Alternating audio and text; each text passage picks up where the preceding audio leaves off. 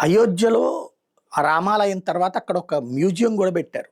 శతాబ్దాలుగా హిందువుల మీద జరిగిన దాడులు, జరిగినటువంటి పరిణామ క్రమాలు, అట్లాగే రాజకీయంగా కాకుండా రాజ్యాంగ పరంగా పోరాడి సాధించుకున్నటువంటి వివరాలు మొత్తం అందులో ఒక మ్యూజియంలో మెన్షన్ చేసుకుంటూ వచ్చారు. ఇప్పుడు సేమ్ తరహాలో ఆంధ్రప్రదేశ్‌లో తిరుమల తిరుపతి దేవస్థానం దగ్గరలో ఉన్నటువంటి టీటీడీ, ఏపీటీడీసీ అంటే ఆంధ్రప్రదేశ్ టూరిజం డెవలప్‌మెంట్ కార్పొరేషన్ కలిపి ఒక తిరుపతిలో డెల్లా టౌన్‌షిప్ ఏర్పాటు చేయబోతున్నారు. ప్రపంచంలోనే మొట్టమొదటిది ఇది.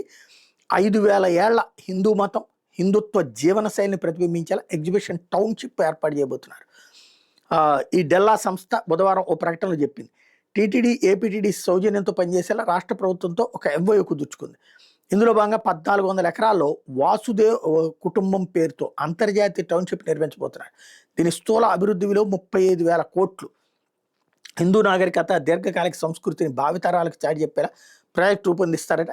ఈ ప్రదర్శనలో వేద జ్ఞాన వ్యవస్థలు, తత్వశాస్త్రం, శాస్త్రీయ కళలు, ఆలయ నిర్మాణం, ఆచార పద్ధతులు, ప్రాంతీయ సంప్రదాయాలు వంటి ఇతివృత్తాలను ప్రదర్శించబోతున్నారట. అన్ని రాష్ట్రాలు, కేంద్రపాలిత ప్రాంతాలు ఈ తరహా టౌన్షిప్ని నిర్మించాలనే లక్ష్యంతో పనిచేస్తున్నట్టు డెల్లా సంస్థ వ్యవస్థాపకుడు జిమ్మీ మిస్త్రీ చెప్పుకొచ్చారు.